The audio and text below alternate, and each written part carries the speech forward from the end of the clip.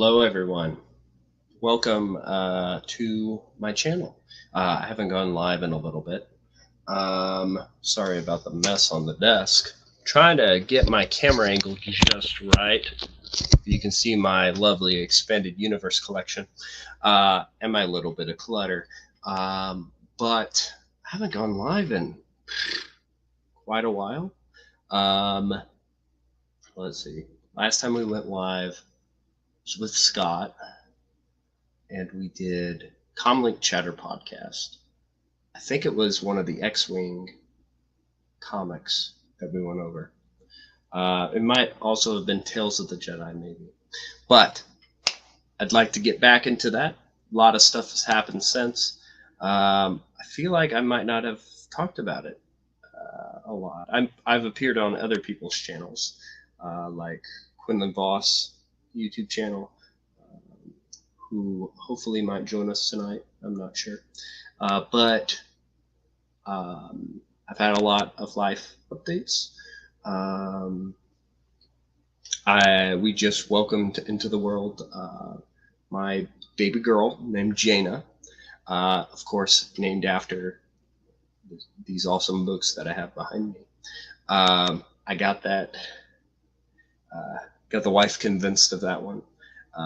She liked my love for Star Wars, and she liked the name. It wasn't too on the nose, because if I said, hey, let's name her Leia, she would go, absolutely not. But she does, of course, love Star Wars. Not as much as me to have all this stuff, but she's very supportive of my hobbies. But so she's about 4 months old. So I haven't done this in maybe 6 months, maybe. I'll have to take a look at that. But yeah, I have been, however, increasing my YouTube videos. I've found a lot of joy with those. It's also a lot of fun to be able to engage with the community of Star Wars fans. And trying to do something here. Let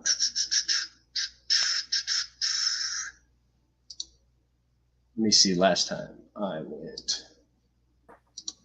Oh, hello there. What's up, Brady? How are you? Can you hear me well? I'm doing pretty good. I can hear you great. Awesome. I was just, I guess, telling the viewers that I don't have just yet. Kind of, it's been a while since I've went live. I mean, I went live on your channel a few months ago. Yeah, a couple times. I think twice towards the end of last year. Yeah. Oh, look at that. We also got Scott here. Okay, here. What's up? Here. The extra nightcap. Yes. Did you guys watch Matt's stream? Yes. Nice. I did for a little bit. Then I was like, oh, I could record some stuff, but then I also have a bunch of congestion. But then I got on.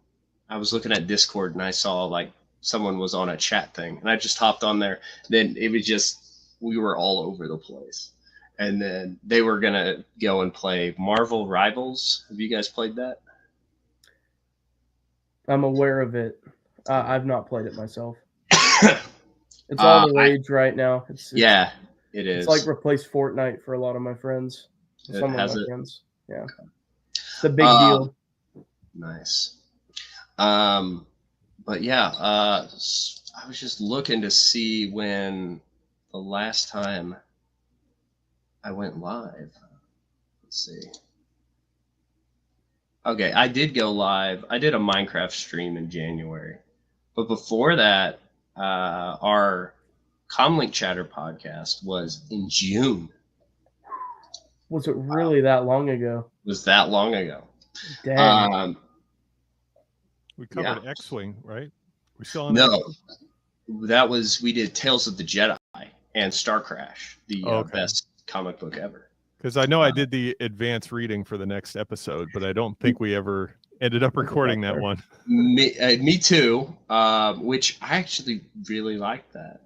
It was what, Phantom Affair, Yes. but yeah, There's a lot of twists and turns in that story. I like that. yeah, Better than I remembered, for sure. Yeah, I really like the X-Wing comics. I think they're fun. With the X-Wing comics, I think I read through them real quickly, because the first one was hard for me to get through, but then after that, I just kind of might have skimmed through it. I had a list of like Star Wars comics that I wanted to. Oh, I mean, however many left I had to read, and I was being a completionist, and I'm like, oh, I need to read all of them. And so then whenever I got done reading all of them, I was like, oh, I don't remember half of this stuff. And so it was nice to just sit down and read it all by itself. Because that and then some of the Marvel comics. Speaking of which, on Thursday of this week, right? Wayback Machine did issues, what, some 15 to 19? 15 to 19 of the Marvel series, which was really good episode. I enjoyed watching all of y'all. Y'all were great. Basically, the last issue of Crimson Jack, where he meets his end, and then the first couple issues of The Wheel. And Valence as well, right? Valence, and then there's a Jackson's last appearance in that series until 108. I think so. I think that's right. And there's also a Luke Skywalker issue with Biggs that's kind of memorable as well. It's pretty good. They go on to it's like a flashback episode where Luke is in the Falcon, but he's thinking back to when he was on Tatooine, right? And there's some sort of like speeder race or something where he and Biggs are watching, and then they get attacked by Tusken Raiders. Biggs like gets poisoned by one of the Tusken Raider sticks, like so they throw one at him, and he gets stuck by it, and then Luke has to basically take him back to get medical treatment, and he flies very similar to the Death Star trench. Like he basically flies through the Death Star trench and makes it record time, crashes his speeder at the end, but it's a fun adventure. Matt Wilkins is in the chat. Brady, did you see that? I did see that. Sorry, I should point that way. I think the chat, wherever the chat is. On our display, it's that way. But yeah, I'd like to reread the Marvel comics. Right now, I've just been, anytime I have a chance to read something. Well, actually, I've been reading through this. The funny thing about this is all of the like extra notes by Pablo. Yes, yeah. Pablo himself. Especially around the Clone Wars era, is, they summarize it and then they go, well, actually, in the Clone Wars series, and then I'm just like, great. Yeah, everything was revised based on Dave Filoni's The Clone Wars, and they changed around a whole bunch of stuff. Like they moved Shatterpoint backwards. Shatterpoint was supposed to be like one of the first books in the original Clone Wars multimedia project. I think there's a couple short stories that come before it, but Shatterpoint was like first major entry into that era, and then now it's further back. I think Cestus Deception's before it, and it's all jumbled up, and they don't tell you where the comics take place either. You necessarily have to know the comics because they're a big element in that timeline. There's a lot of stuff a couple comic spotlights, but there's like a note that it would have to be 2 volumes if they'd included the comics. So they're like, we didn't want to do that. Right. Oh, it should have been. Yeah, they should have done that. They're referenced throughout the novels. Like Yoda Dark Rendezvous references the comics. Jedi Trial does. They're referenced throughout, and vice versa. The comics constantly reference the novels as well. So you're left trying to piece together yourself where this is supposed to take place in the revised timeline, and maybe we would have got another comics companion later on, Essential Comics reader or whatever. But never did. And the fact that we had an established timeline for the multimedia project, and then they went and changed it before they ended the EU. It was kind of frustrating because they always told us after the Clone Wars is over, we'll provide you, you know, a revised timeline. Leland Chi always said Leland Chi said that. Yeah. Mm-hmm. My thing that I'm very surprised about is, especially with like the different eras, like George had a bunch of ropes around certain eras, like the Clone Wars before he made the movies. Why didn't he rope that off if he knew he was going to make the Clone Wars? Or maybe, I don't know. I know that George was forced into a lot of things by the studio. They still wanted to make money, so he had to start work on a sequel and then say, all right, we're doing a show now. And some people say that he decided to do the show to delay the sequels that they wanted him to make. But there's a lot of people who claim it was contractual. Like the studio wanted him to keep making projects. I don't know if that's true. Which I get. I mean, it's Star Wars. I mean, if that's true, it didn't seem like he had creative drive after Revenge of the Sith. Didn't seem like he had future plans. I feel like he was probably pressured into starting the show. That's interesting. We were told right after Revenge of the Sith came out that Underworld was next. Well, that's true. Right. Yeah. And that they had worked on it. I remember Rick McCallum did interviews on it. He says, yeah, we got all these episodes ready to go. Each episode is going to have its own unique, musical track. So they wrote that. Like, I think John Williams was supposed to work on some of it. And people claim that that's why Lucas didn't let them kill Quinlan Voss, is because he wanted to touch on him in Underworld. That's what people say. You know, yeah, I don't know if it's true. And they knew it was gonna star Boba Fett. Yeah, and the Boba Fett actor from the prequel era. But I think they ended up using some of those musical compositions for the later Disney shows. I think. Because they must have had, if what he said was true and not just a bunch of BS, they would have had that sitting somewhere. All that music there. Yeah. That they could have used for anything, really.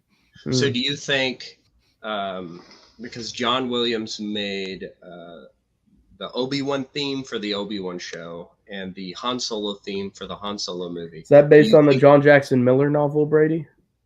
I wish. Well, I mean, that musical composition could have been from anywhere, for all we know. So Lucasfilm seems like a recycling bin. I mean, yeah. You remember there was something that came out that said Kathleen Kennedy had Das Junior. I found that out. Yeah, that's what Randy Stradley told me. Oh, that was you. Okay, crazy. That was from Legends Con, right? Yeah, the first one. Yeah. Randy Stradley. I was sitting there talking to Randy. He was like, "Well, they had big plans for Das." Because I was talking about how I really liked him. He was like, "Kathleen had a cardboard cutout in her office for years.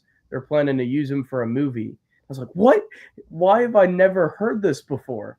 And that's what he said. That's what he said. So, I mean, if he's keep in mind, this is Randy Stradley, who said to my face that Wood Wars was a part of the expanded universe continuity minutes before that. So keep that in mind. That's the messenger. But I have no reason to doubt him, I guess. I think that era was really ripe for storytelling, especially right after Revenge of the Sith. I mean, we came out with Dark Lord by James Luceno. Fantastic novel. Very underrated. People forget about that novel. It just got an unabridged audiobook a couple weeks ago, I think. Yes. That's what the one with Rowan Shrine is the hero Jedi in it, right? Yeah. Criminally underrated character. I thought it was great. We never found out what happened to Starstone, the apprentice character. She gets away in the end. Right. I think they left it open for a sequel even to that novel. And what's interesting is, like, in the new canon, in the Tarkin novel, all of that stuff's referenced because Tarkin was originally supposed to be an EU novel. Yes, they changed up Tarkin's backstory, but they left the references to all those Jedi. From what I've been told, Luceno just erased Tarkin's backstory, right? That was connected to Tales, Tales comic, right? They revised something like with his wife or something. Some with his backstory. Yeah, because they tell like the planet he's from.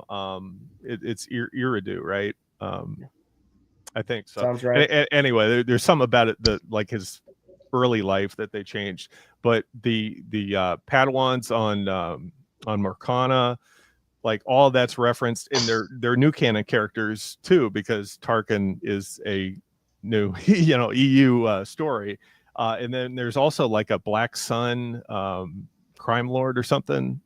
He's also in both canons because he's in Dark Lord and in Tarkin. Have you guys read well, I'm assuming, Scott, you've read Tarkin, right? I can't remember what I read. I had a bunch of Disney canon stuff in this must have been 6-7 years ago, and it's all sitting somewhere in a box in my basement. I have Dark Disciple, I have Tarkin, I have Aftermath. I don't know what else I have, but I had a lot of the novels. I read some of them. Yeah. I know that I hated Aftermath. I know that I hated Dark Disciple. And I'm pretty sure I read some of Catalyst, but I'm not sure if I touched on Tarkin. I know I have it. I liked Catalyst. James Luceno he's good. Right now I'm reading Labyrinth of Evil, and I'm loving it. Yeah. That's the one where Pablo dies in that one, right? Pablo Jill. Yeah.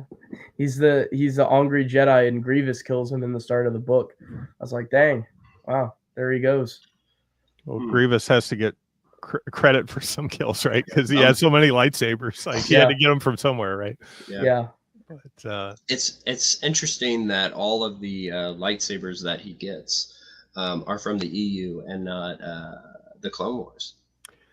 There used to be like threads on the forums where Asajj Ventress, they were tracking like all the Jedi that Asajj Ventress killed throughout the micro series and then the Republic comics, and people were I think she had killed 17 by Yoda Dark Rendezvous, and people were trying to trace through like who are those Padawans. They named several of them, but like some you had to speculate for, right?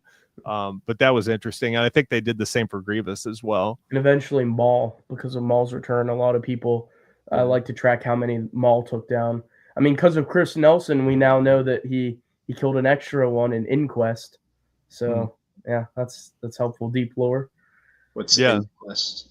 Inquest was an RPG magazine, one of the third party type of ones, and they took an extra from Phantom, a guy who was just wearing like a headpiece. He was an extra on like the set, and then they this RPG story gave him a full backstory, a full name.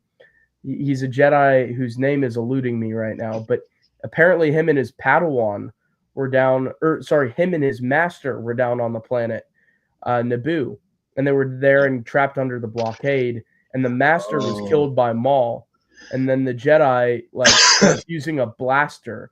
Apparently it was a novel concept at the time. Quinlan Vos hadn't been going around with his blaster in the Republic comics yet when Inquest came out, but then it's like, oh, he picks up a blaster and he's going to use a blaster and a saber now and go get revenge on the Sith. That's kind of what they went for. So that guy's out there. His name begins with an R. I'll go search it up. Interesting. I think I made a video about it on my channel. Let me check. I was gonna read a lot of the like the New Jedi Order. I was gonna try to finish it before Legend Con 2, but then cancellation. But so I decided to go just right back to the Clone Wars, and it felt like a breath of fresh air, because we get slapped in the face with Clone Wars stuff all the time, but just to see what it was before, and like Grievous actually, like, I guess, being a threat, and so it's, I don't know, kind of cool. I'm liking it. Yeah, we didn't get that much Grievous in the Republic series. I think we got him in Obsession, but they largely like kept him a mystery, I think. I mean, he was in the micro series, of course, but it's interesting they didn't use him that much. And then in Filoni's series, he's just a big joke. He's a pushover. When he gets captured and he gets destroyed and put back together several different times, it's like, he's not it's the fierce villain you thought he was. Right. Which the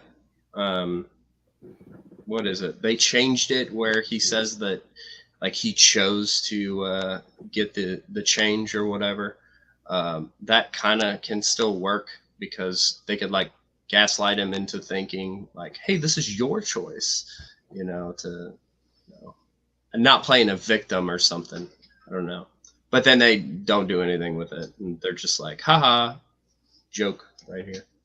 But the Jedi from Inquest was named Ran Thraken. I just double checked it. So Ran Thraken's master was, I believe, the third Jedi chronologically killed by Darth Maul in the EU continuity, making Qui-Gon the fourth. So that's interesting. Yeah. So were there 2 in Shadowhunter? I believe so. Okay. Maybe 1 in Shadowhunter and 1 in a Tales comic. I think that's what it was. Yeah. Because there was that Master and Apprentice in Shadowhunter. I think he killed. Maybe both. He kills both. I'll go double check the video. I made a video about everyone. I know that information is correct. I can go rewatch my video real quick because I'm forgetting this stuff now. I'll have there's several in the archive. Yeah, there's several in the Darth Maul comic. I don't know if there's any Jedi, but he slaughters everybody. Yeah. Black Sun, everyone gets it. Yeah. Let's see. It's crazy with Black Sun because in that it's completely different than what we see in Shadows of the Empire, and it makes sense because he cleaned house there. He kills this dude in a Tales comic. That's the first. Oh, of course, Star Wars Tales breaking new ground as they tend to do. So he kills him 37 BBY. Then his Shadowhunter comes after that. So I've got someone in the chat, 2 Star Wars nerds, just commented, do you guys know much about the people saying TCW is Comp Nord propaganda? This is a topic I've tried to go down the rabbit hole on, but you guys seem to like seem to be the right bunch to ask. Brennan, you want to go for it? I mean, I don't know if I want to touch it. Do you want to go for it, Scott? I mean, yeah. So Matt Wilkins perpetrated this mostly. Well, the Force and Destiny core rule book, I think it is. There's a page in there, or really a section, Fantasy Flight Games by Fantasy Flight Games, and this is still EU at this point. Obviously, Force and Destiny at some point switched over to the new canon, but when it was established, it was still EU, and there's some reference to the Clone Wars and like the order of events, and whether they speculate if it's propaganda, right? Because it appears changed and disjointed, like you're not getting the full picture somehow. Yep. That's what's alluded to. But it doesn't.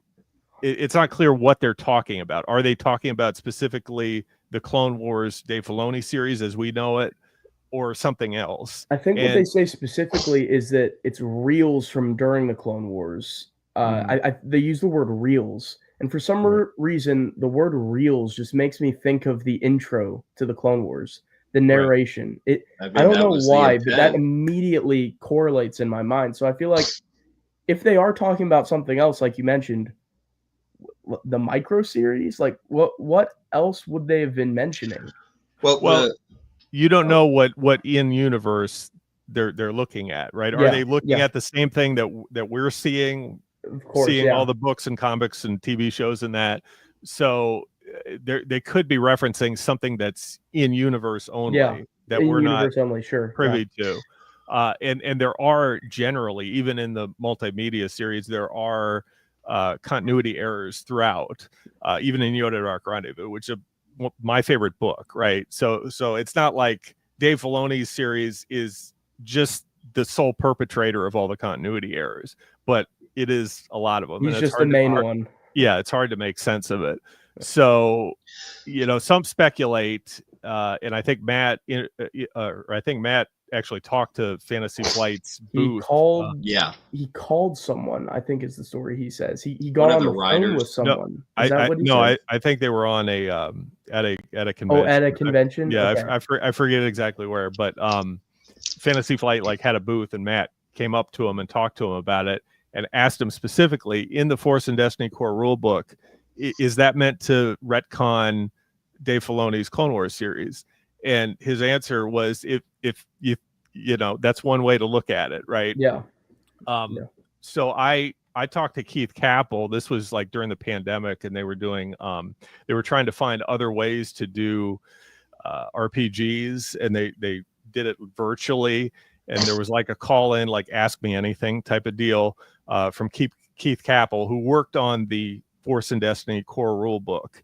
And I asked him specifically, there was a bunch of RPG questions, you know, but I asked him a continuity question, like EU question. Is this portion from the Force and Destiny core rulebook, is this supposed to be a retcon of the Clone Wars? And he says no. And I also asked him, did you write that part? And he says, I think so. I think I wrote that part. So depending upon who you ask and when you ask. And the thing with all those Fantasy Flight Games books is you open up the cover and there's so many writers listed, and there's no way to know really who wrote what. You know, well, like, it was a little data pad, there's a big list entry type thing on it, wasn't it? Yeah. I think I took a look at it. Exactly. And there's so many sections. There's Fantasy Flight Games. Well, a lot of the adventures followed sort of a one-page opener that's all like story type content, and then it's more species, weapons, you know, stuff that you'd use for an RPG after that. And then sometimes there will be story blurbs throughout. So there's a lot of story to a lot of these, but when you open it and look at all the authors listed, there's usually like, you know, 5, 6, 7 listed, you know? Oh yeah. Mm-hmm. Yeah. And so it's like, who's I'm sure there's stuff in there that isn't credited. Like some intern was like, hey, here's a sentence, and that made it in. You know, I'm sure there's some uncredited work in them too. Some intern might have gone in there and went, you know what, I'm going to cause some An intern who was a huge fan of Tartakovsky's Clone Wars was like, now's my chance. Well, go ahead. Sorry. So from what I understand with the Clone Wars and with the visual media, because like the Gindi show was kind of like footage from the fights transmitted. At least I heard that somewhere. Like that was the intent of it. I'll have to dig it up wherever I heard that from. But then the TCW was supposed to be kind of like the update on the war, like they would have at the beginning of like movies back in World War II or something. I love that idea, but I love Clone Wars 2003, Tartakovsky's one. I love the way that the fight scenes look. I like to think it happened exactly the way it shows.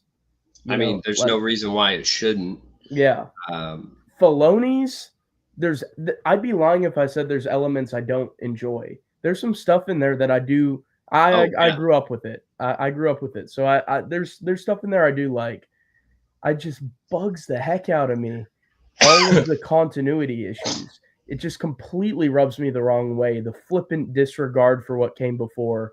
It's the exact same problem that it sounds like. I don't follow Disney Star Wars, so I'm not suffering because of this, but it sounds like that is what my friends who do the Disney stuff, they're suffering the same flippant disregard for anything that came before in terms of continuity, which is unfortunate. And it completely takes me out of the world, and it completely discredits the story that I'm enjoying if it doesn't line up.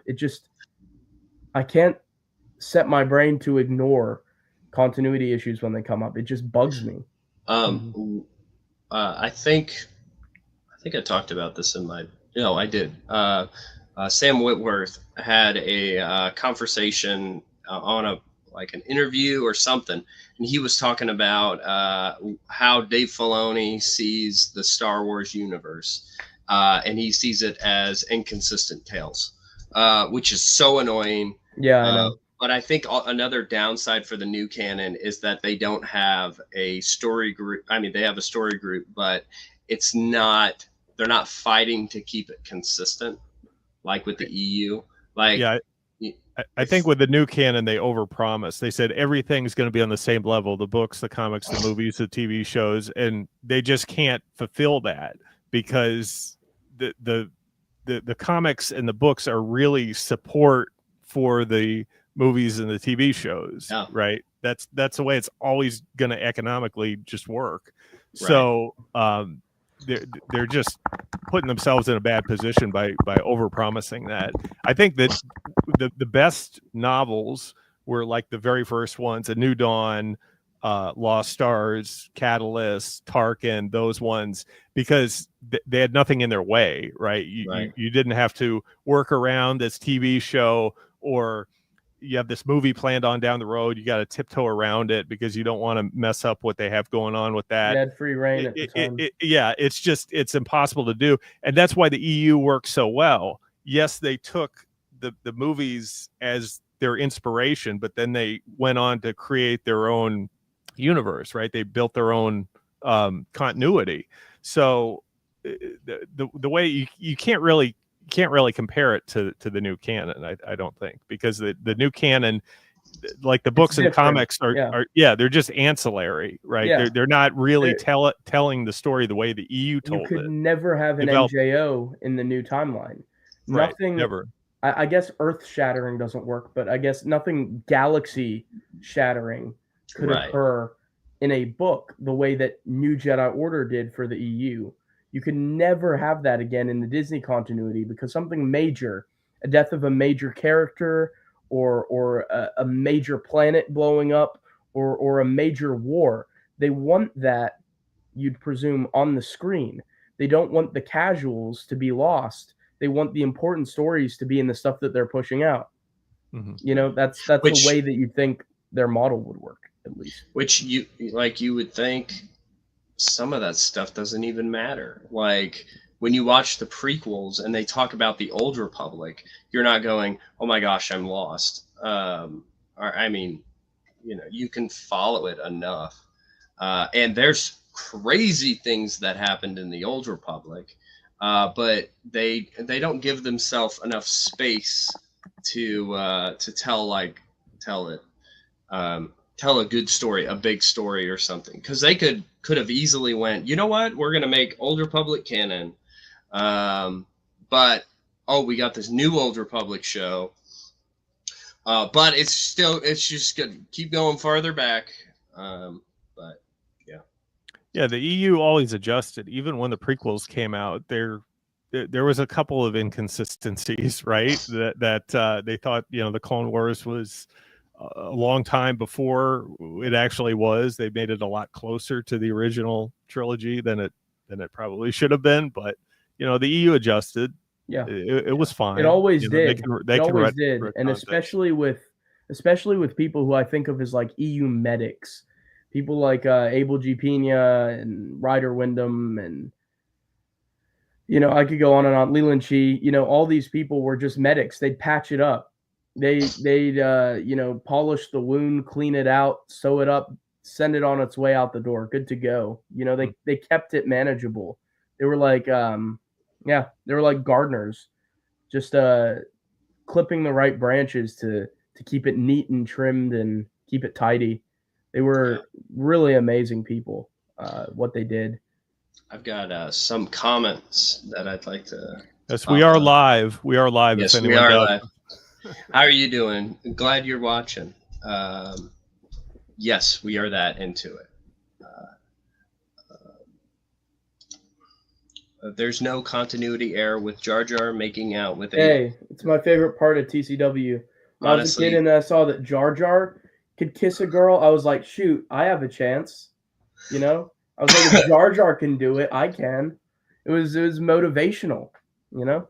That's not nearly the worst part of Dave Filoni's Clone Wars, too. Jar Jar is the best part of the TCW. Jar Jar is the key to all of this. Yeah, he's the key. He's the chosen one. I thought he was pretty funny in one episode where he goes in the the ambassador gets killed in the shuttle crash, and he has to negotiate. That one's hilarious. I like when he's up balancing all the plates in the Ryloth one, I think it was. Yes, I always thought that was funny. That's great. I love that. My favorite is when he destroys Padme's ship, and they think he's a Jedi.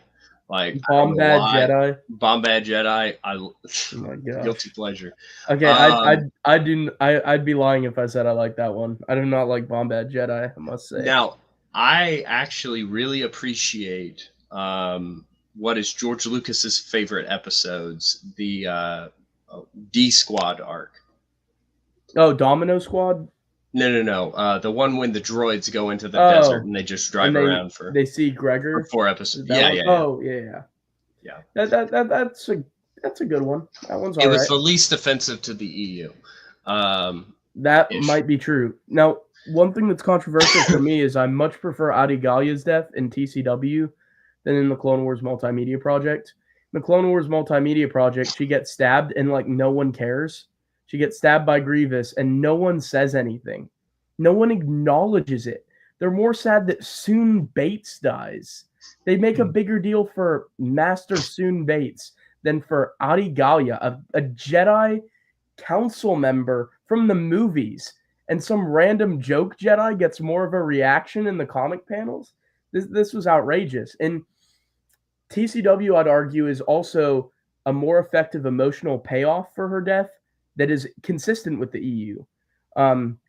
Obi-Wan and Qui-Gon and Adi Gallia and Siritachi went around doing stuff as master-apprentice duos in the Jedi Apprentice series. So for Obi-Wan to be there for her death and be emotionally impacted by it lines up as a good conclusion to that. They set up that these characters are close. So to have him there for her death and her killed by an old nemesis of him, Reborn, which is a whole controversial thing. But anyways, Maul killing her is way more emotionally impactful for Obi-Wan and for the story, and is more in line with the EU, I'd argue, than just Grievous killing her body laying there, and literally like no one caring, you know? Well, that's why I'd speculate that she actually survived that and died in Clone Wars. Like, if you're gonna make Clone Wars EU, well, I think that only makes the most sense. Yeah. I have it loosely, very loosely. The things that cause problems, I'm like propaganda, or something like that. For the Citadel arc, an arc I loved a lot as a kid. Now I don't see it as Even Peel dying there, because Even Peel is much better setting up Jax Pavin's story. So where it's better, I tend to go that way. Sometimes back and forth between TCW and the Multimedia Project. Yeah, I mean, Evan Peel, when you see his body there, you see him wrapped up later by Ahsoka there. Who's to say that's real? That wrapped up body is really Evan Peel, because he doesn't disappear, right? He just goes in the lava or something. That's true. That she force pushes him in the lava. Maybe it was rocks, a robe wrapped in rocks. Maybe it's just a bunch of bandages. So they got the ears all pointy in the robe and everything. Yeah, know, attention to detail. It's bait and switch. I do like this comment here. Dave Filoni needs his original sci-fi show. Thing. He's a sci-fi guy. Give him a sci-fi show. I wouldn't even mind if it was Star Wars, I feel like. Just set it so far away, even though he'd probably bring Ahsoka into it. But because apparently he's trying to make her a Force god now. An original sci-fi show set on an alien planet where they worship Ahsoka Tano. There you go. I would be morbidly curious about that. I might even watch it. By episode 8, they'd have contradicted episode 2 by episode 8. They would bring back Hayden Christensen to get the fans. Oh my gosh, here we go. Once he makes Ahsoka the daughter, you got Anakin as the father.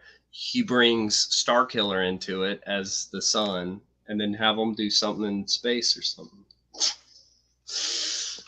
Yes. I think that's what they're doing in the Ahsoka show. Is trying to make her like the daughter.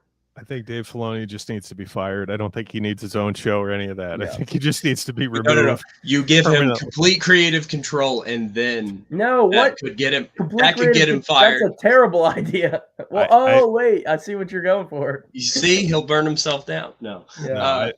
I think Dave Filoni is on the same drugs that the holiday special writers were on.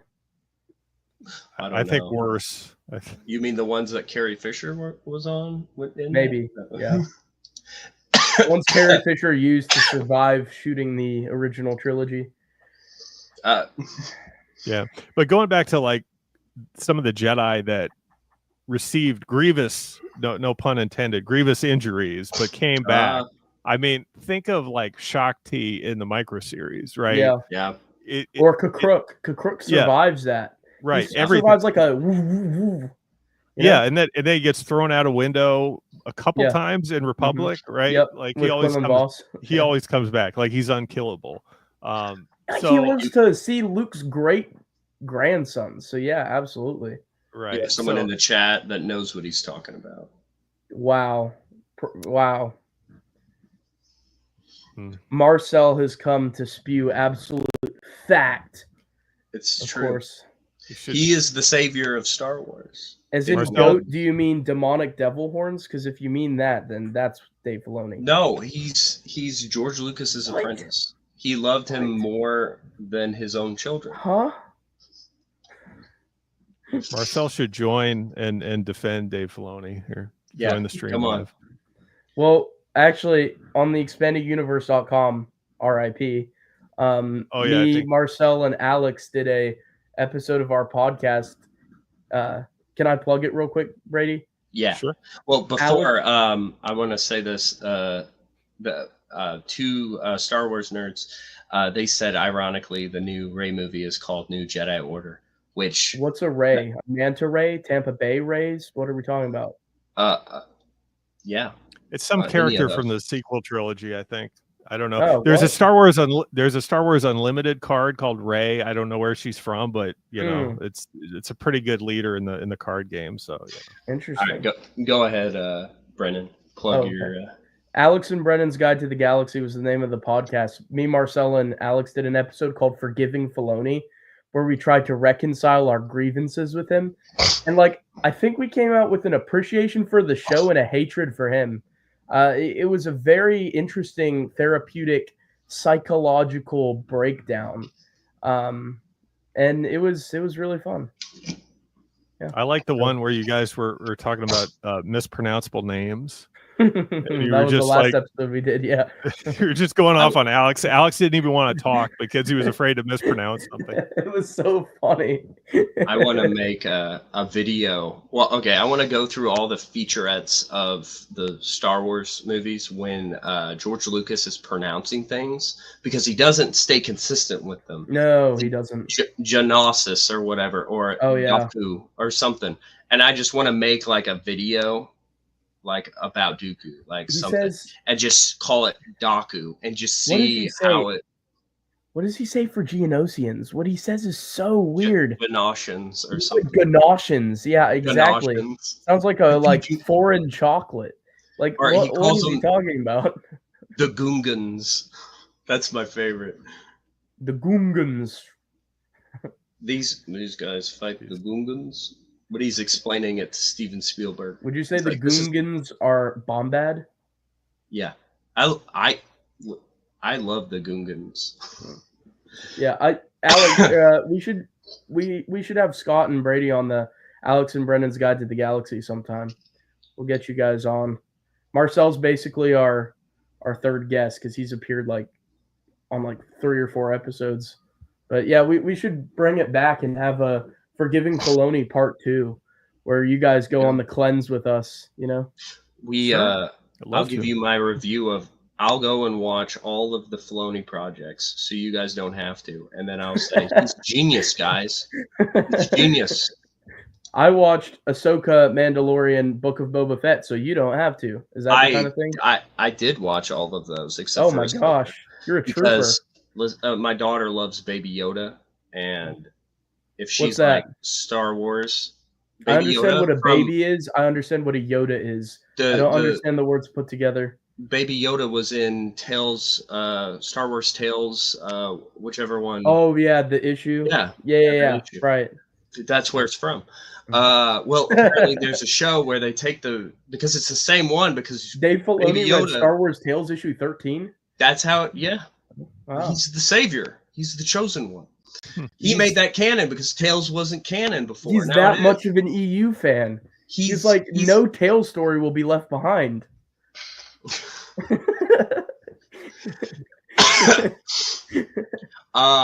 He made it all. He made it all canon. Did Brady just call Dave Filoni the savior? I'm sorry. I think I'm having a stroke. I didn't. I mean, Marcel called him the GOAT. Now Brady's calling him the savior. He's the chosen one. I don't know what's going on here.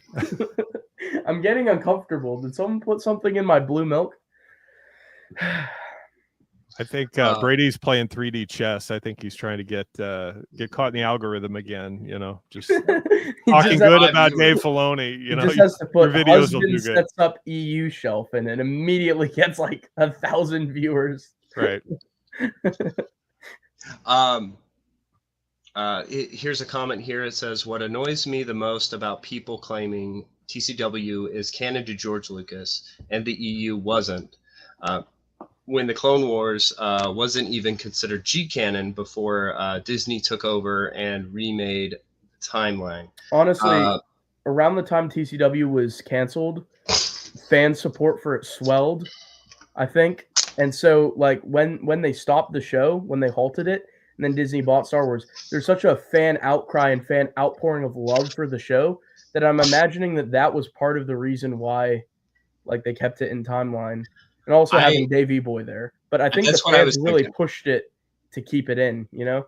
Right, because it was very, very much for the average fan, I would say. Like, it's that there's the average fan that just sees the movies, but then there was that level under it that's the TCW. All my friends knew TCW when I was growing up. Yeah, everyone knew that. I was, of course, or mainly talking about, or this was the jumping off point for these conversations. I did find that Pablo talked about how, like TCW, the movies are like kind of like the highest canon. I don't know where all the quotes from the T canon came from. I think it should have just been television canon. Because I think that's what it was. That's what I heard that it was. Yeah, but then, like, I'll read this and I'm like, it seems like they weren't too sure about it either. I don't know. Well, there were other television shows that weren't in television canon, so that never made sense at all. Droids, Ewok, Clone Wars 2003. Right. But ultimately, after they said that the Clone Wars has higher status, and even they put the rest of, like, the timeline on limbo until the Clone Wars was over, you could tell that had some superiority over it, because everything, even things like Darth Plagueis, got changed around. Like, they changed Maul's backstory. He's not from Indorania or whatever. He's from Dathomir now.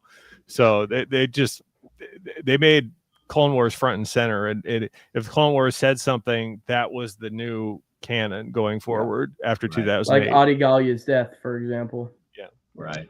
Which I get, because it's it's in that spot where there's like the hardcore fans like us that read the EU and stuff, and then there's the deeper casual fans. Of course they're going to pander to that demographic. I mean, we weren't happy with it, but what were we going to do? I mean, we couldn't do anything about it. Riot on the forums, I guess, and that's kind of what we did. But we were kind of stuck. I mean, what can you do?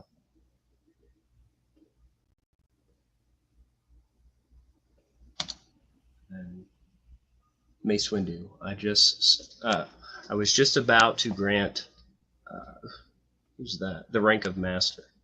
Who's soon there? What's that from? So he's from the Republic comics. Oh, goodness. I have to reread those. Yeah. I don't know why they called him that. There's a joke associated with that that's a little off color, not appropriate for YouTube, but yeah. Okay. All Ray is Filoni propaganda. Probably, yes. I thought it was an animal in the ocean. Maybe. I don't know. She can swim in even though she's from a desert planet. Imagine being able to swim when you were from a desert planet and having to teach someone from, I don't know, Alderaan how to swim. That would be crazy. That's wild too. But Marcel said he'd love to come on, but he has to wake up early. Snow. I heard he's getting a lot. I'm probably going to get a lot of snow. I feel like Brendan, you and I might get sometime in the coming weeks. It's supposed to be kind of cold. Bust out the tauntauns. Yeah. Did you see this, Brendan? Yes. If Marcel's still in the chat, howdy, first of all. And it is on my channel in the podcast section, so you'll be able to go over and see it there. I also put it up onto Spreaker, and then it was like, do you want to export to others? And so I was like, all right, sure. And now it's on Spotify, Amazon Music, and iHeartRadio. So I don't know if I had Marcel and Alex's consent, but they are on Spotify. They're all over the place now. I think I got a something on Spotify about it, and I was like, oh, whoa, where'd this come from? Nice. I saw it had like 7 monthly listeners, and I was like, who is listening to this on Spotify? We also have heavily involved. George Lucas didn't even voice his character. Baron Papanoida? Yeah. From what I know, he only was there for weekly updates, which, I mean, like maybe he was on speed dial with, Dave Filoni, but that's all that I've read up on, that he was that involved. He doesn't even have a writer's credit for the show. He has the creator credit for it. But like for the Ewok Adventures, he has a writer's credit for it, for both of them. And it's like, why didn't those get elevated? But I think the reason was Dave Filoni was the reason, because he was going to make their new shows. But I don't know. What do you guys think about that? I mean, I don't think it really matters either way. No. Ultimately, we got what we got, and that's how it is. We don't like it, but what are we going to do about it in the end? Like, say he was involved or say he wasn't involved. Does it really make a difference? I don't think so. It's not going to go back. We're not going to go back and change the canon levels now. Right. No. And I feel like that's been referenced enough that I wouldn't be surprised if they were like, oh yeah, this is a part of it too, because in one of the new shows, Teak was in it. I don't know if it was Teak. It was a species, same species approximating him. Yeah. And even something from Captain EO. Like, someone told me there was a Duloc in Ahsoka, and then it was just like a moss like bush thing. Have you seen that? It was like a green. I haven't watched Ahsoka. Oh. I haven't even finished like Rebels. I watched People could tell me anything about the Disney canon, and I'd believe them. Like, you could tell me like Quinlan Vos appeared, and he was marrying Luke's great-great-grandchild in Ahsoka season 4, and I'd be like, okay, because like that's how, like, I'm disconnected completely. There's like a brick wall in the way for me. I built it myself. I don't really regret it, but you could tell me anything, and I'd be like, oh shoot, there's a baby Bantha marrying baby Yoda, and Rey's officiating the service, and it's 150 years into the future, and I'd be like, oh wow, okay, I just believe it, Well, the rumor is that the new movie that they're making called Mandalorian and Baby Yoda will be them saving Rhoda the Hutt. I heard and they'll be attacked by Imbo. Crazy. Is that true? The voice casting? The guy from the Bear. Yeah. What the heck? But I've heard that. They don't call him Quinlan Vos anymore. They call him Admiral Enigma, like from the Dark Disciple novel. To mirror General Grievous, with It's Valentine's poetic. It rhymes. It rhymes. with Valentine's Day being yesterday, all the Facebook groups are like, "Who's your favorite couple?" And I've seen so many. I'm so tired of those posts. Lando and Mara. Lando and Mara. I could get behind that, but Winter and Akbar. Boss. Of course. The gun of And command. What'd you say, Winter and Akbar? Yeah, Whack Bar, my favorite ship. Where am I? Okay. Two Star Wars Nerds says, I saw the Clone Wars movie in theaters, and I was confused at why it existed. And went in blind because I'm still confused about why it exists. Money. Well, yeah. Bingo. 3 points Money. to Brady. And maybe why you guys said what you guys said earlier, that maybe he was contracted to do it. That's what some people have said. Yeah. Sounds like he wanted to do Underworld, which was a good point, Scott, but I don't know if he wanted to do TCW. I don't know. I don't really know where it came out of. Like, in a way, it seemed like a continuation of the micro series because it used a lot of the same characters, Asajj and that. A lot of people who assumed it was a continuation going into it, I think the concept was that it was. That's why they look goofy, because it was designed after the like Count Dooku has a pointy beard because he did in the 2D, because George watched them with his son and he was like, oh, let's make more of these. But Genndy didn't want to take that job. So man, somewhere there's a great universe where Genndy returned, and somehow Genndy has returned. Yeah, and he rectified the few contradictions that were in his show. Like he shows Kukrook like waking up. Season 3 is just Kukrook opening his eyes, and then it says Kukrook will return in the Legacy comics, and that's it.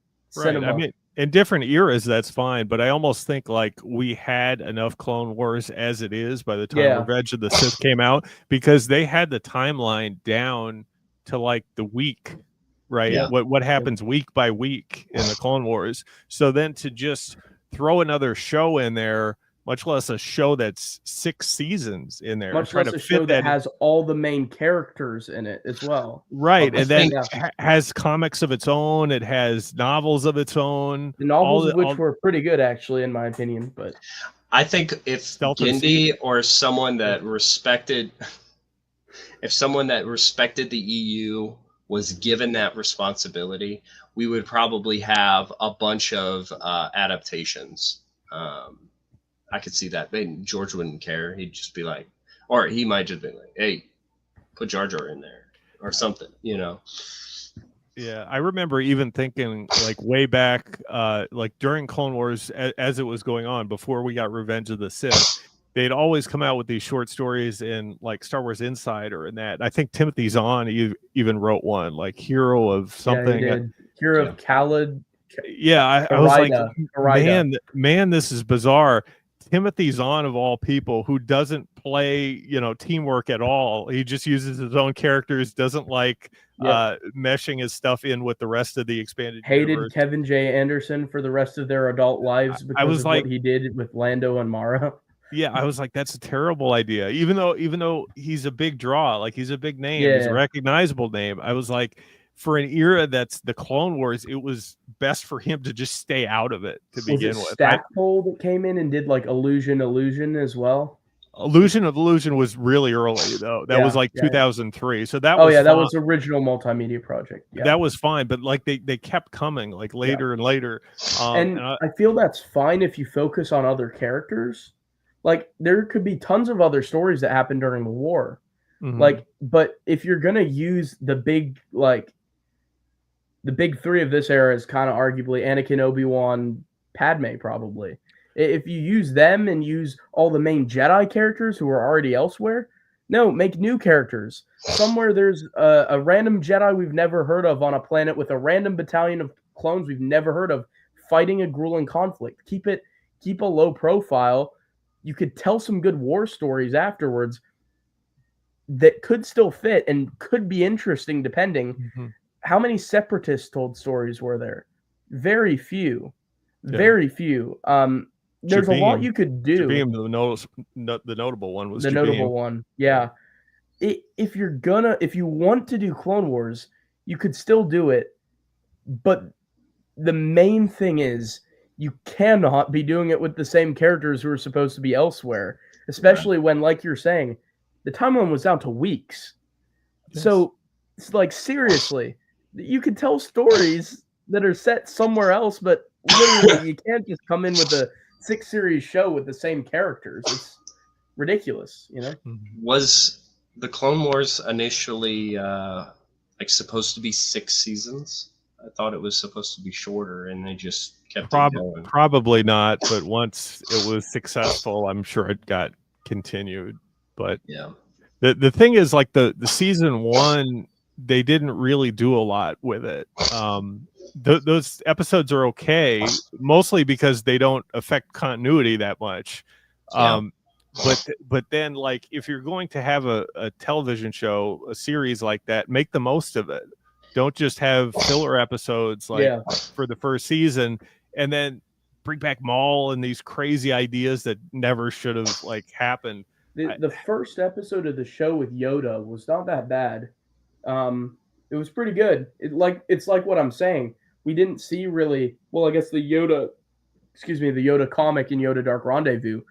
So we did see Yoda out in the Clone Wars, but I don't think we saw him interacting with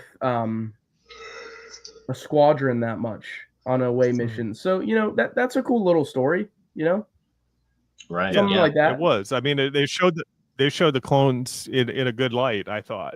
Yeah. They made them interesting. They made them have personalities and all that.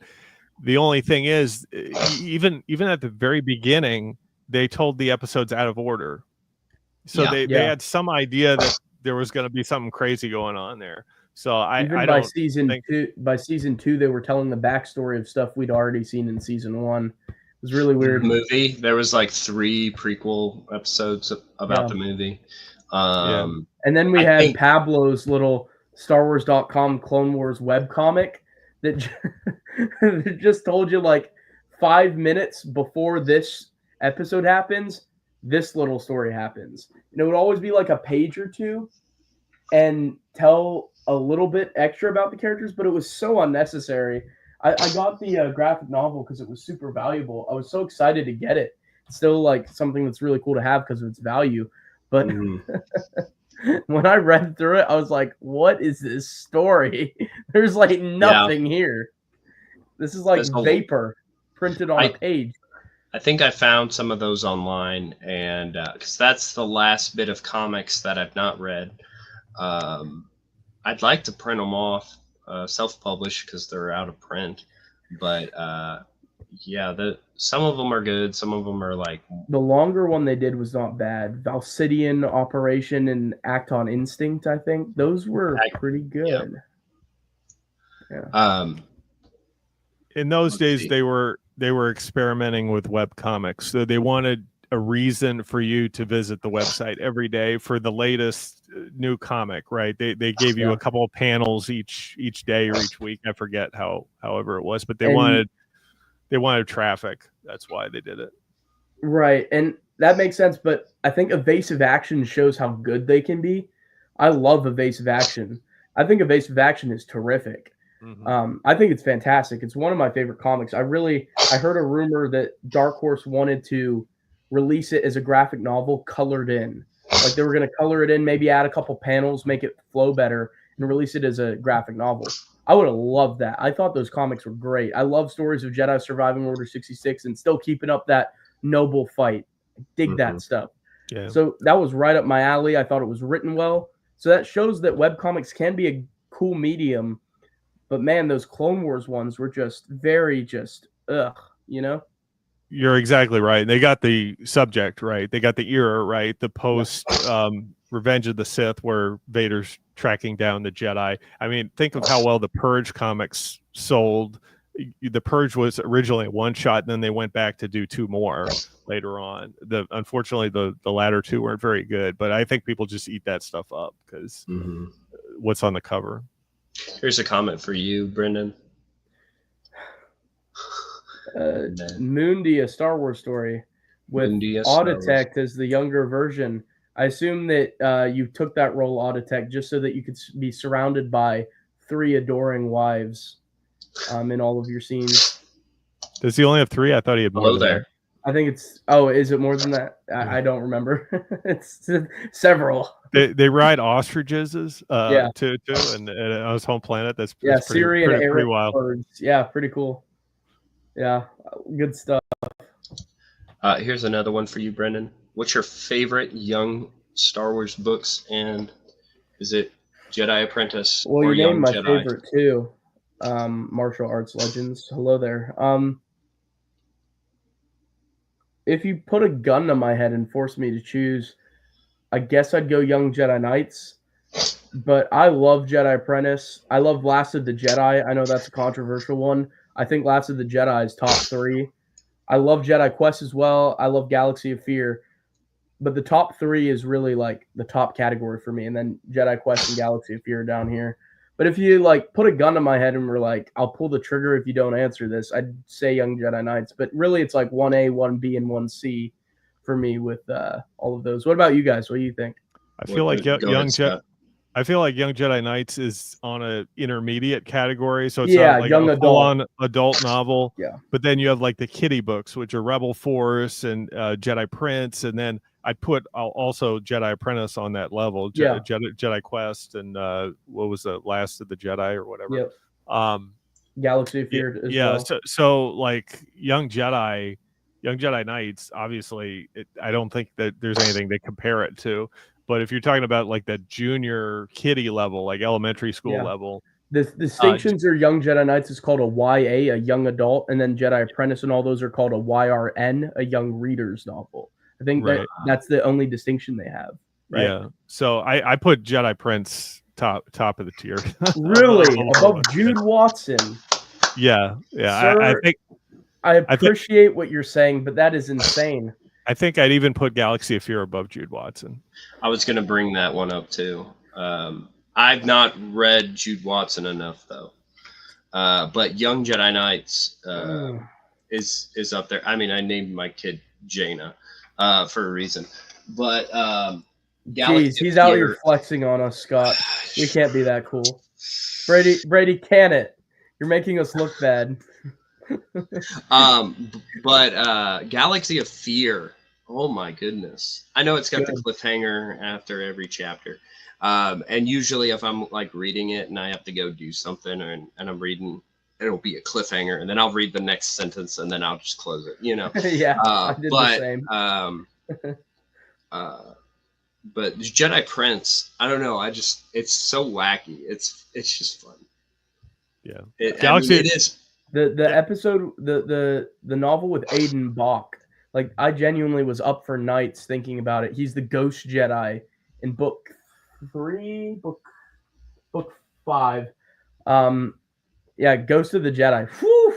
I was spooked down in the mines, and there's this Ghost Jedi talking to Tash. I was like, oh no, what is gonna happen? There's some really good ones. Yeah, Thrawn shows up. Jarek, it's good times. Even Eaten Alive. I mean, even that's like super spooky. You got zombies coming back from the dead, and like the graveyard's like alive, and you got Dr. E on the loose. The kids are like worried about Dr. E. That's great. The other cover of that book, the French cover, is my favorite cover of that. It got a different cover for, I think that was called Lost City of the Dead or something. That was called City of the Dead. Yeah. City of the Dead had a really cool alternate cover.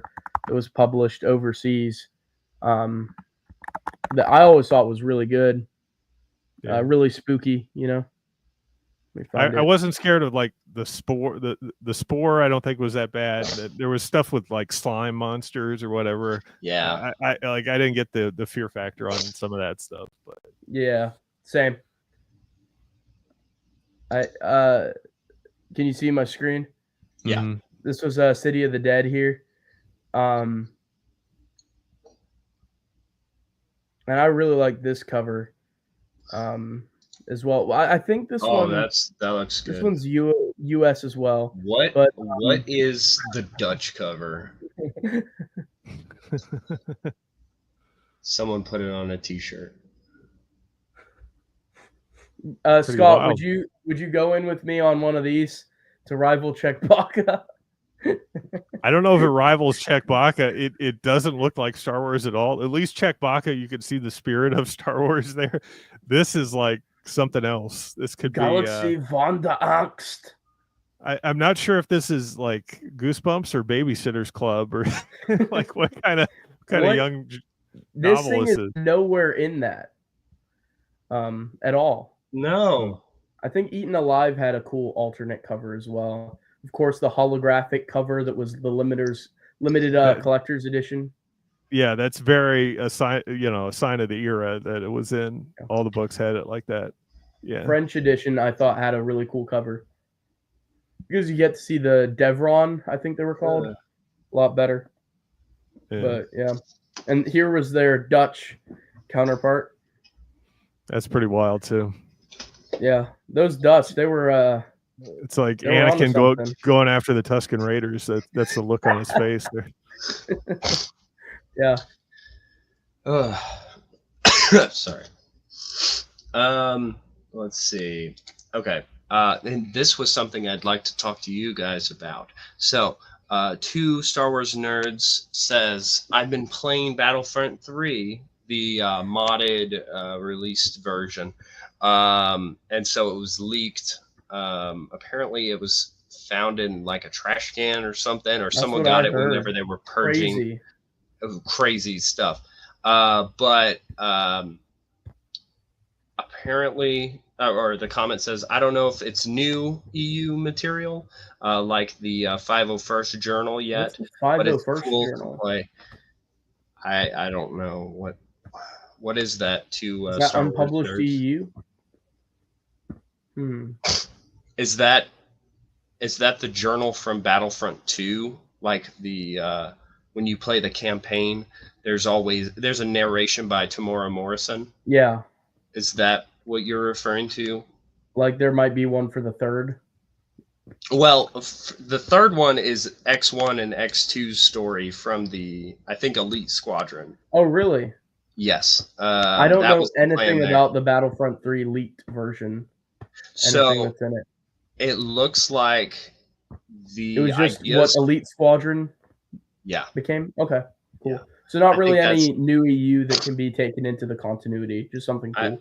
I don't think so. Wasn't there two Battlefront games after Battlefront 2? Elite Squadron was one. And Renegade Squadron. Because there was like a PSP one and there was a DS one. I have the DS one. I've never played it, but I have that one. The PSP version of Elite Squadron right here. Elite Squadron's the one with the force-sensitive clones, right? Oh, nice. I have the was it Lethal Alliance too? The one with the in the UMD. They need to release these on the Switch. That would be fantastic. Facts. That and what you guys say? Lethal Alliance? Yeah, that too. This is kind of cool. I got this recently. It's a giant Empire at War set. It's got like Is that the extended one? I have no clue. It doesn't look like it. I think there's an expansion. There's an expansion one. Yeah. It was pretty cool. I forget what it's called. I was excited to put that up there.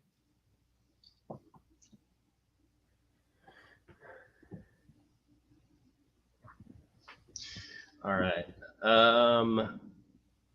Looks like we got a question, guys. What is your favorite Clone Wars 2003 episode? Is it Anakin versus the Asajj Ventress or another one? It's a good question.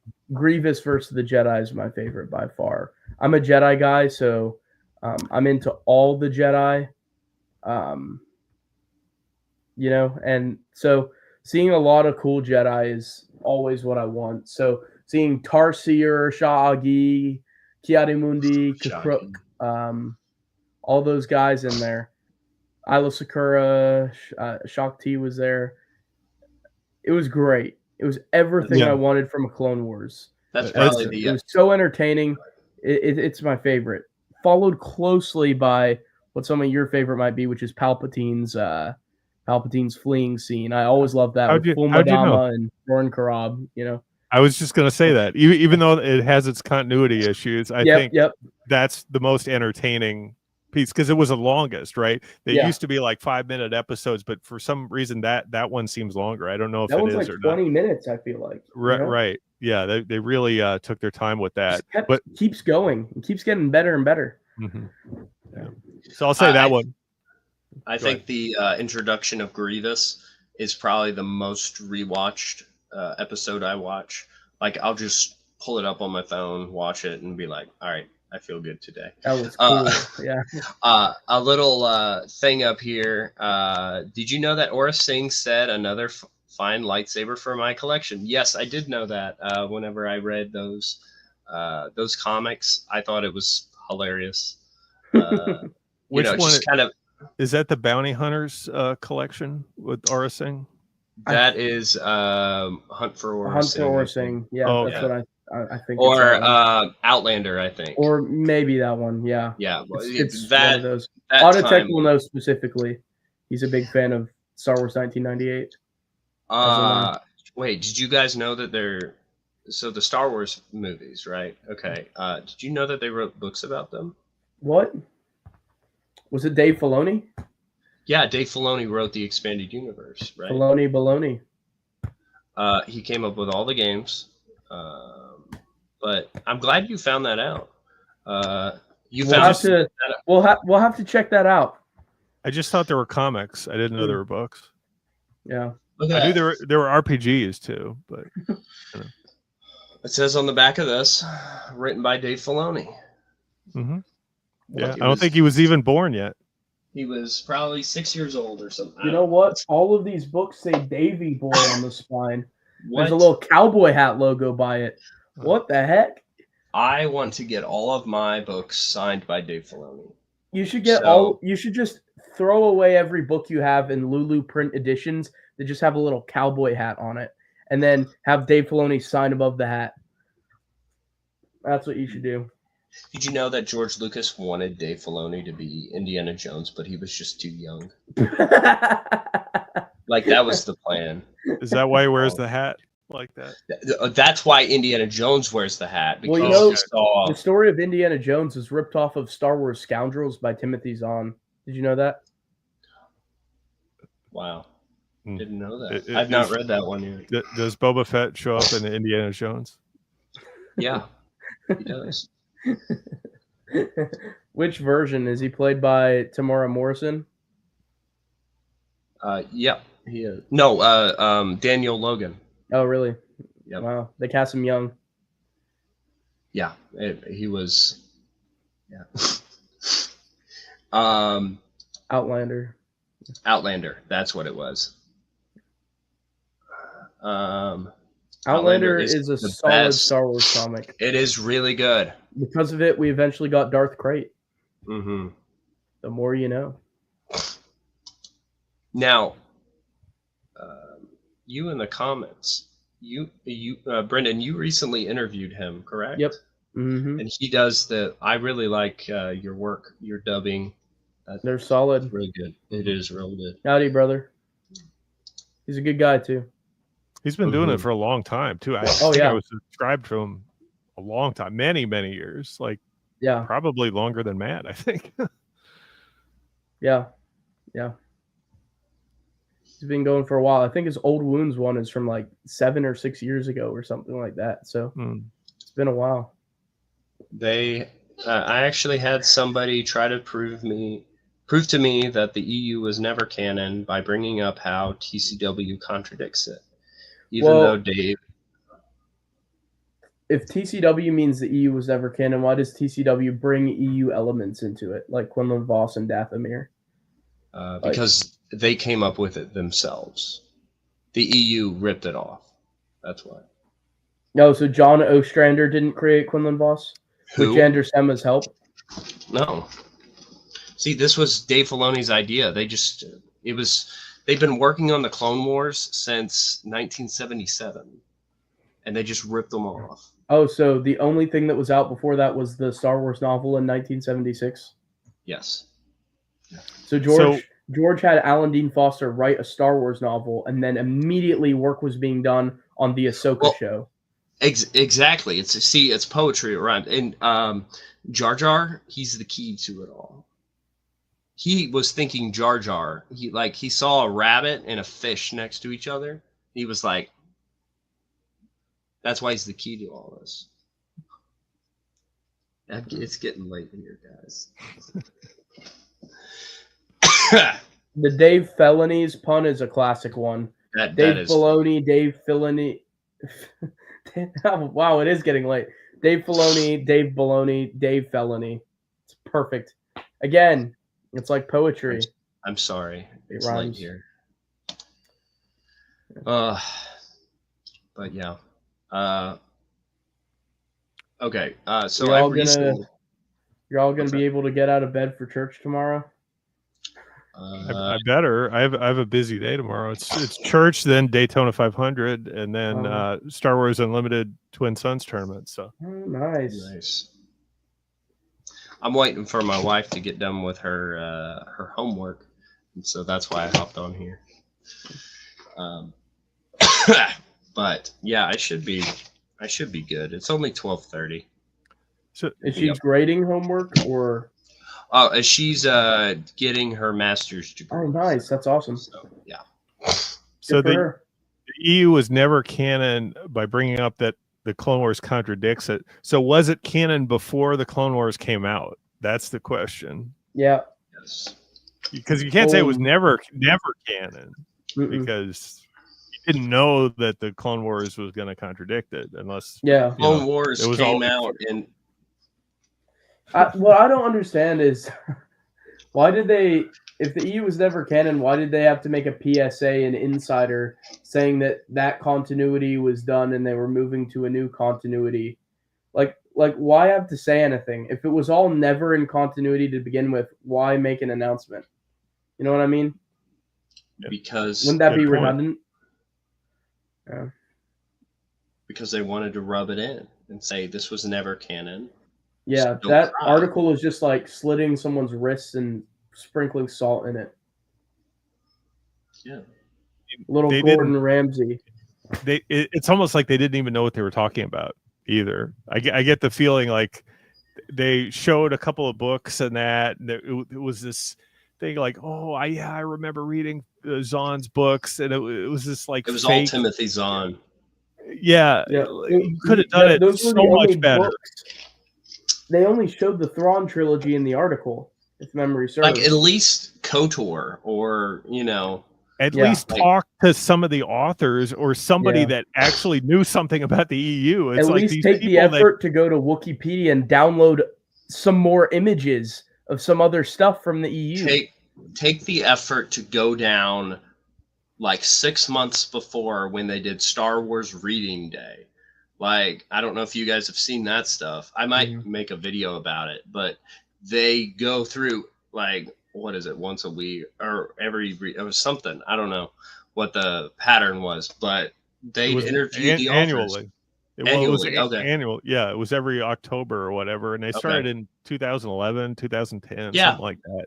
Just take clips from that, like Yeah, I think they still have it with the new canon, but it used to be sort of a big deal. The authors used to go around and they have, trivia contests. I remember I got it like some comic store give a gift card to someone who won a trivia contest, and I got like $40 towards a comic or whatever. It was kind of fun to go.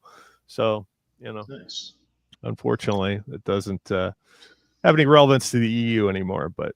Two Star Wars Nerd says, good night, y'all enjoyed the chat. More, I'm on the hunt for that horrifying Dutch City of the Dead version. Already sent out some emails to bookstores in the Netherlands. If you find any, I'll give you up to like $50 for a copy. I'll lay down a 5-0 on the line.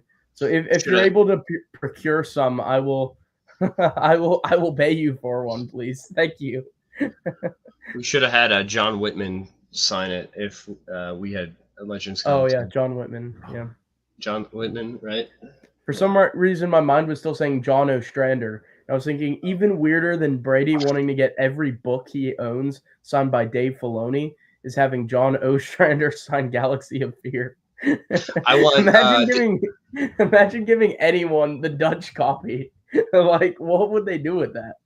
I want to give Dave Filoni, not give him. I want him to sign the panel in what Jabba comic was it when he says, "I have no children." See how that goes. Well, that's canonical proof that Stinky dies. Yeah, I mean that's how I see it. Stinky got unstunk. Oof. Or maybe he did something that was so bad, Jabba just disowned him. Disowned him as a son. I don't know if you guys have seen it, but there's Star Wars Visions. The biggest insult to us not having the expanded universe is the TV show Star Wars Visions, which is a non-canonical TV show about Star Wars stories, animated. There is an episode called Tatooine Rhapsody. I don't know if you guys are familiar. That sounds so incredible. Never seen it. Okay, Joseph Gordon-Levitt is he plays this Jedi that basically survives Order 66, and as he's escaping the clone troopers, he falls into this basically like a band van, and there's this hut there, and he's like an emo hut. Let me find a picture of him. Well, we had a Rastafarian hut. Oh yeah, with Zorba. Kind of, from a certain point of view, perhaps. Maybe that's a reach.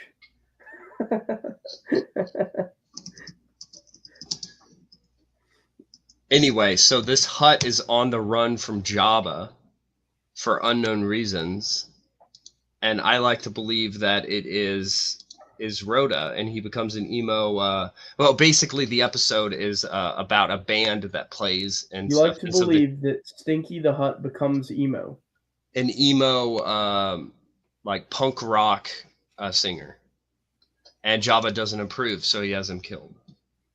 Like that's literally that's the Stinky plot. goes through a rebellious phase. That's what happened, and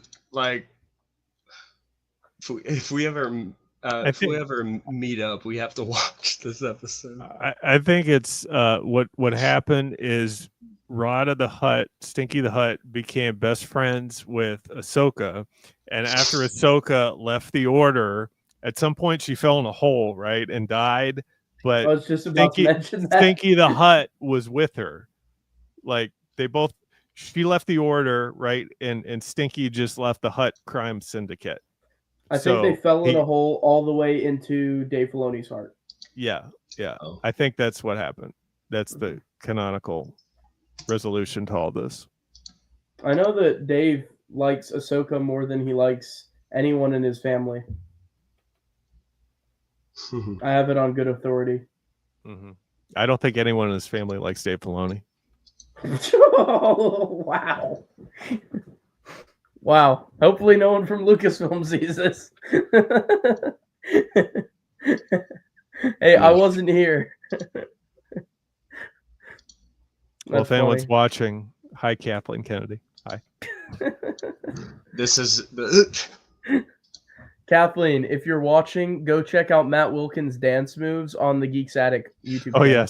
Yes. Definitely do that. Here's our guy. What is this? That makes me feel uncomfortable. I can't even lie. That makes me feel weird to just look at that. But this was the Jedi guy. Mm-hmm. His lightsaber is hidden inside his microphone. Clever. So they get brought in front of Jabba, and they're going to be executed. And so then they're like, hey, can we play one more song? And so Jabba, of course, allows them to, but then he finds favor and lets them live. Oh, and Boba Fett's hunting them in the thing. But my theory is that my headcanon is this is Rhoda. This is what he becomes. Yep. I don't know what to say. He looks like says Rhoda will grow out of his rebellious phase in a couple hundred years. That's good to hear. Yeah. But I would think that maybe he dies. I mean, but this is towards the end of it. I'm speechless. I don't know what to say to that. I was watching. I see. I like the concept of Star Wars Visions because it can just be whatever it wants to be. Hoping that they'll let the EU do that, but yeah, there's that. It kind of reminds me of Star Wars Detours. Star Wars Detours. I think it was through 3D animated. This looks like it's 2D animated. This is they have anime like kind of Japanese experimental. It's from what I've seen, what I've heard. I personally am not invested in stories like that. I know a lot of people are interested in that kind of stuff, like What If, for example. A lot of people have said that like What If from Marvel is kind of like Star Wars Visions was to Star Wars, in a way. I just find myself not able to care about a story when I know that it's not going to impact anything or be important. Now, I know storytelling can be good in a self-contained way like that, absolutely. But me personally, the way my mind works, I find it really hard to become invested in like a 20-minute runtime or even like a 40-minute runtime when I just know that it's not going to impact anything. And especially What If drives me nuts when it's like, these stories established a continuity, so now we're going to be like, oh, what if this happened? Like, I was never the kid who was like, oh, but what if Anakin was a good guy as a kid? Now, all my friends were. So I understand that there's a big market for it because all my friends were like, what if this and this and this? I was just like, it didn't happen. I don't know if I was the idiot realist who everyone in my friend group hated for being like, yeah, but it didn't. I don't know. Maybe I'm just finding this out about myself. But I guess those stories didn't speak to me as much. No, I gotcha. I guess it's only significant if Visions itself continues, right? Because if it happened, if it's canon to the universe, the significance of that is that future stories are going to take that as the groundwork for continuing that story. It could appear again. The ramifications of that could appear again. But if it's just Visions, then it feels eventually Visions ends, right? And that's the end of it. Then you forget I heard there was a novel, so I guess that adds credence to one of the stories, but I mean, not all of them, right? So I don't know. I get the appeal, but I guess I don't get the appeal personally, but I can understand why a lot of people would enjoy it. You know what I'm saying? There's the first episode is called The Duel, and there's a novel to it. There's 2 comics to it, and it tells a story of a Ronin Jedi, and it goes into some of. I haven't read the book. I've read the comics and I've seen the episode, but for some reason that one's getting a lot of attention. I think so. There's a cover of it when it looks like the lightsaber is a katana and it's coming out of a sheath. And I think what the story behind it is the lightsaber is like permanently on, which kind of, I don't know. But, and so like, he has a lightsaber in, it's all for like, he turned his lightsaber on and off too many times and got the button stuck. Had to make a sheath. Yep. I don't know. But have you guys seen the anime Heir to the Empire fan film? I saw the 3D one. Okay. Would you guys like to watch some of the 3D one? Darth Angelus, is that who made that? That's the 3D one. Yes. It's like a shot. Not they took some stuff out, but it's almost paragraph by paragraph. Yes. Yeah. Which I like. Which he's going through and redoing that. But the earlier ones, maybe. Yeah. Do you guys have enough time to? I mean, it's only 7 minutes. Sure. Okay. Now, there's something in it that they change that has just got me so upset. But I'll see if I can spot it with my 3 a.m. brain or with my 1 a.m. brain and having not read Heir to the Empire in like 4 years. okay. I generally don't like when they take a book and then do a comic adaptation or an audio drama adaptation or like this, an anime. I think it just takes away from the original form. I agree It's completely. like it's just copying somebody's work and making it in a lot of cases worse or a lesser version, I think. No offense to this guy, but obviously I just don't like the concept of it. Yeah, I understand that. There's they played the Star Wars. It's muted. They played the Star Wars theme. I don't want anything to be taken down. Right. So it just kind of starts off like this. I'll unmute it whenever. We're way more likely to be taken down for Star Wars theme music than saying that Dave Filoni is hated by his own people. Dave Filoni is not hated. He's the chosen one. Well, yeah, we know what you think, Brady, since you apparently worship him. I have a hat that I wear for my favorite segment of my podcast. me and Scott are going to church tomorrow, and Brady's going to his Dave Filoni shrine.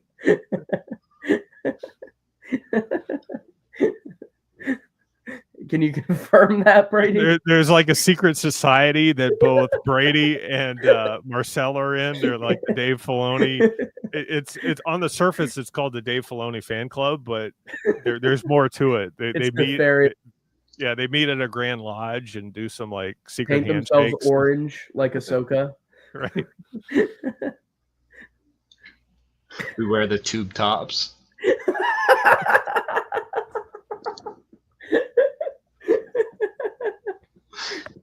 Oh no. Is that too loud, or is that just me? That's good. So some of this is like really good. Of course, at least cool.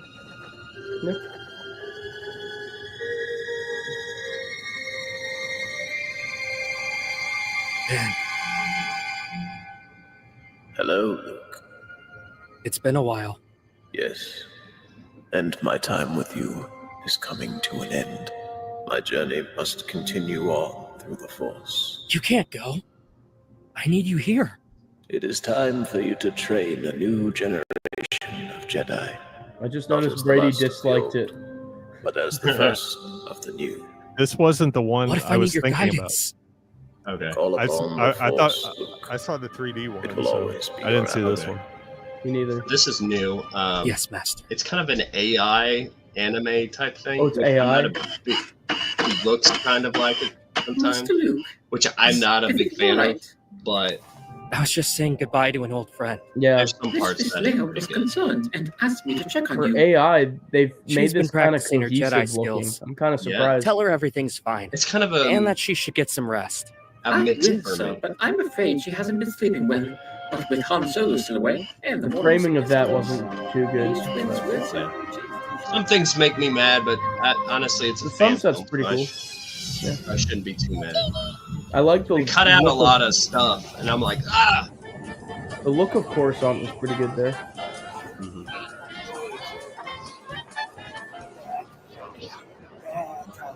That's right, Dravis. We're Not looking to enough hire aliens in smugglers. that crowd for me. Okay. Yeah. And does this have something to do with the New Republic's ongoing fight with the Empire? No. What we need Han is to looks get the like trade Alden routes going Einrich. again. He does. Come on, Solo. You know these smugglers don't want to answer to nobody. Hey, everyone answers to someone. No, That is not Harrison that used Ford. to be Jabba. But who's the big fish these days? Well, They make I little guess it's new no canon secret. references, and I'm just like, I'd put my money on Talon Card. Talon Card, huh? Well, we're gonna find them. He's got Alden Enrich's You'd like haircut to know, wouldn't you? as well. yeah. Mara, come in, please. Have a seat. So, what's this about, The Card? accent. This is merely a business meeting. I want to discuss your promotion. This is going very fast through the story. Promotion, huh? Yes. I'm I've like- only been with the group for 6 months. Time has never been as important as ability Why and does Talon results. sound like that? I've been lucky. I don't know. He's never I don't sounded like believe in that in my luck. head before. And that is why you're going to be my second in command. I'm If sorry, you but this give is me that much absolutely horrible. authority, This is I'll atrocious. use it. Yes. I really liked the Luke part, but it should have been The Luke part, I was like kind of feeling it until C-3PO Give me a showed up. hailing. Yes, But sir. this is rough. Coming through on screen now. Imperial Star Destroyer Canberra. I am Talon Card. How may I be of assistance? This is Captain. This big old We are mustache. in no need of assistance. Why does he sound like We're only Zelensky? here to collect some specimens from the forest. I think you and Grand Admiral Thrawn will find collecting Islamari to be very difficult. The plane. Ah, yes. I know of the Grand Admiral. Allow me to send some assistance your way, free of charge. He looks like Your generosity will be remembered. looks like Aladdin more than Talon They're Card. going after Skywalker. I don't like when they put the. That Mara was rough. Isn't the logo at the bottom of the ship from the new canon and not the Grand Thrawn Admiral, 2 shuttles That have been mustache dispatched to the emphasis is surface to crazy. collect the specimens. I'm a little jealous. Good. One more piece of the puzzle complete. What exactly is this puzzle? The only puzzle No worth pupils. That's a solving. good sign. Yeah, that The I was complete like. and utter destruction of the rebellion. Is he being played by Benedict Cumberbatch or something? I don't know. So, yeah, I'll detect someone who should know good voice acting, and he says the voice acting is terrible. He's right, but he's also right. Anime Mara is kind of hot. Any Mara is kind of hot, though. You know. I The assume I'm not final alone in that. component. Mount Tantis. They jumped like 5 chapters. Yeah. This is. I It thought took the like the Emperor other had one, many Darth storehouses. Anglos' one, took like an Yes. hour and a half to get to And this none point. more important than here. Or maybe like 40 minutes. Here's our man. Are you Doris. the guardian of the mountain? I killed him. Oh, I just realized who that's supposed to Stand be. down. I was like, why is there a little elf? I didn't even I am realize that was Grand supposed to... Admiral Thrawn, I didn't realize that was Warlord supposed to of the Empire. Listen to this part. Who are you? be the Nogri. Mace Windu, Jedi Master. What? Now, you die. Wait, what? Mace survives, and Mace is the guardian of the mountain that Juris kills. Look, watch, look at Mace Windu's credit. Wait for it. Windu. I talked to the creator about this, and I said, "What the heck is this?" That's the only valid response. And he said, "Oh, what? It's unexpected. I certainly wasn't expecting. You definitely that. got our genuine reaction there. I was like, what the heck? Mace who? I was like shocked because like I was feeling it. I was like, all right, we got a quicker version. Yeah, and Auditech's right. We weren't even properly introduced to the Nogri either. Rook just showed up, and I was like, why did they make the people of the planet look like elves? And then I was like, oh, that's supposed to be Rook. Right. All right. There were some things like I was getting into it. I was like, all right. But then I was just taken aback by that. I was like, I'd say you're doing real good until right there. Like, and he explained that he wanted to have more prequel tie-ins. I thought you were gonna say creative freedom, and I was gonna be like, who is this? Dave Filoni? Probably. I put in the comments, I was like, this is something Dave Filoni would do. Wait, did you actually? I did. Well, Let me go like that comment. Would make him Ahsoka, right? Can you an older version of Ahsoka, Yeah. the Guardian of the Mountain? What's it called? What is Heir to the Empire anime? Yeah. I'm going to like your comment right now.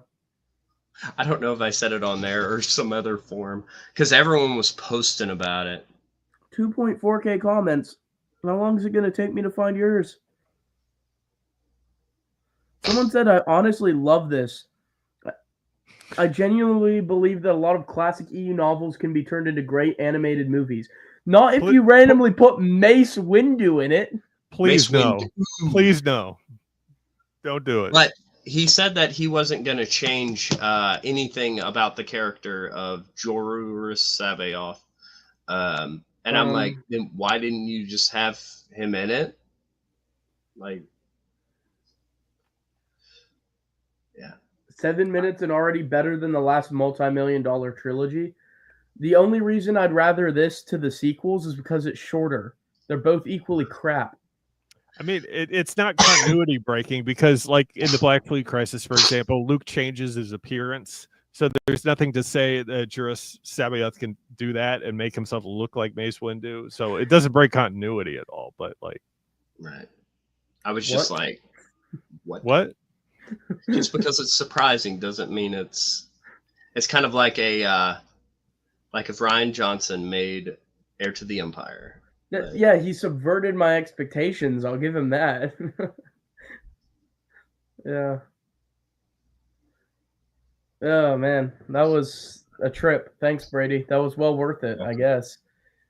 Holy crap. I never thought I'd see Mace Windu and Thrawn, like, talk.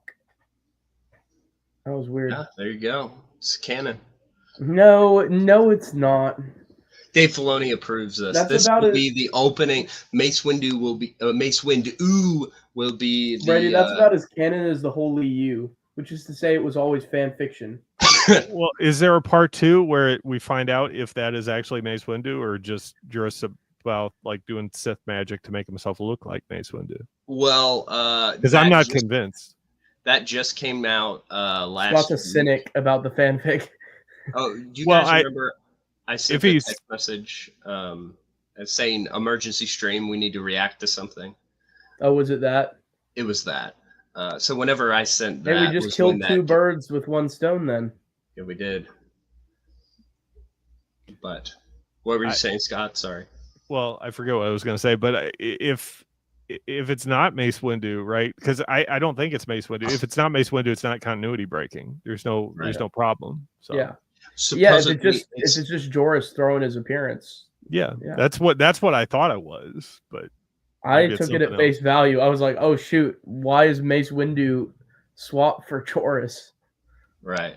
Which I asked him, I was like, hey, like what is this? And he said that what you said, Brendan, they swapped him. Like it's face value. It's not anything. At least that's what the creator is saying as of right now. He could pull a twist and, the time. Subvert our expectations again. Look, I'm going to break continuity. No, I'm not. That is actually very Timothy Zahn of him. I'll give him that. Probably. Hey, there we go. He read Choices of One and was like, they're going to make Mara and Luke meet before they're supposed to. And he's like, I'll just do that in my Heir to the Empire adaptation. Yeah. But yeah, so that was weird. Did I mention that? That was weird. Yeah. It was also bad. True. Yeah. Yeah. But hey, it's better than what I could do. So sure. I'm not just gonna give me a nice computer and access to not just the free versions of AI, and I could try. Okay. I could try. Pay me for a month as well. All right. I'm confident. But it sounds like the guy has passion about it, which that's a good thing. If you're passionate about something, that's always good. Not meaning to discredit his passions. I was kind of digging it for the first 7 minutes, and then that 7:30 hit, and then I was like, what? And I even told him, I was like, dude, this was like, I loved it, but you just. Brady was like, this was immaculate. This was great. Brady, what did you love about it? Tell me why. What's your thought process? Explain. Moving pictures on screens and the music. Brady was like, finally, I don't have to read this crap. The flashing lights hypnotized you. It was the flashing lights. No. Yeah, I mean. Wait, be honest. Was it Mara? I think it was Mara. No, it was Talon's accent. Oh, you're more of a Talon guy? Oh, that was the worst part for me. I know. That was the worst part. But yeah, I don't know. I liked it as a like there were little like some of the framing was like very like anime-ish. I mean, that's what they were going for. The giant mustache sold it for me. What's gonna happen by the time of like Last Command? Is Ulick Keldroma gonna show up as a babysitter? Yeah, like he's gonna watch the Solo twins. Yeah, yeah. See, Jar Jar's gonna Scotty show up. Mundi's gonna show up, voiced by Autotech in Dark Force Rising. Somebody has to kidnap the Solo kids. It's just Scotty Mundi. Why not Mace Windu? Yep. How about Waru? Mace Windu swimming in Waru. That's how. Yeah. Yeah, but I'm not trying to like discredit his passions. Yeah, me too. Good for him. I'm not. The only passions I ever want to discredit are Dave Filoni's passions for Ahsoka in a tube top. That's the only passion I want to discredit, because I care about the law. But other than that, go for it, Yeah. I was actually on a Discord call with a couple of guys, and we were he was talking about how like where he used to live there would be like so many like pedophiles. And so let's zoom in on in California. I'll explain it later. But with making a show with Ahsoka in a tube top, that should put you on some map or no, the bit where he goes in his office and he's got a life-size cardboard cutout there. That should maybe. I don't know. But apparently I heard it was George Lucas's idea of that. I don't know. No, maybe he said it to cover his butt. But then George Lucas is a big fan of Darth Talon. It was I don't know. It was all George. George's idea. He's the key to all this. Anyway, it's getting late. Thank you for joining me, guys. Thank you for everyone in the chat. We got church tomorrow, so we can't stay up any later. No, Brady, we know what you got tomorrow. Dave Filoni cult in a back room. Initiation ceremony. It's tomorrow. Do I have to wear a tube top for that? Thank you all for watching.